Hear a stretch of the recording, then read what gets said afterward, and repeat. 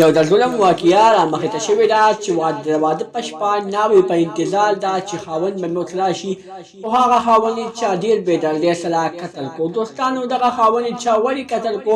د ده ګناه څه وه؟ که چېرې تاسو د دې پوره معلومات نه ځان خبرول غواړئ که اوسه پورې چا زموږ د چینل مخه نه وي سبسکرایب کړی خو مو زموږ د چینل مخه سبسکرایب کړئ ترې نشان څخه مخه ووهئ چې زموږ هر یوه نوې معلوماتي ویډیو تاسو ته په اسانۍ سره میلاویږي.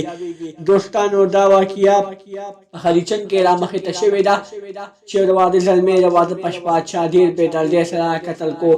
د واده ښځه یعنې ناوې په کوټه کې د واده زلمي په انتظار کې ناستې ده چې اوس به د واده زلمی راشي خو هغه د واده زلمی هغه د څېرې زلمی چا ډېر بېدردۍ سره قتل کړی دی. هغه واده زلمی چا قتل کړی دی د دې لا اوسه پورې قاتلان نه دي معلوم شوي.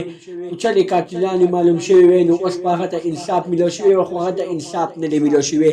دوستانو انصاف ورته ولې نه دی میلاو شوی؟ ځکه چې هغه یو غریب سړی و. هغه به د پاکستان نه په بهر ملک کې مسافري کوله.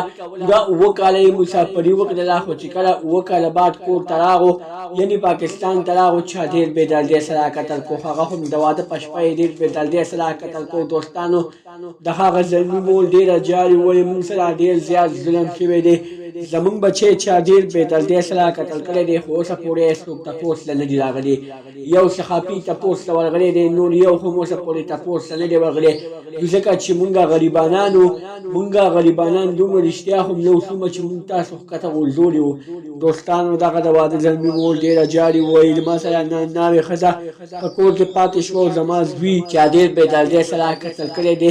مونږ ته په کور کې خلک دا افواهانې راکوي چې ستا زوی چا قتل کړی دی خو زما د زوی لاش خو اوسه پورې مونږ ته نه دی میلاو شوی. ولې زما زوی اوبو راوړی و چې چا د واده په شپه دومره بېدردۍ سره قتل کولو او بیا خلک زما په زخمونو باندې اوبه اړوي. دوستانو دا وه زموږ نننۍ ویډیو. که زموږ دا ویډیو خوښه شوې وي زموږ د چینل مخه سبسکرایب کړئ ترې نشان ورڅخه مخه ووهئ چې زموږ هر یوه نوې معلوماتي ویډیو تاسو ته په اسانۍ سره میلاویږي. والسلام.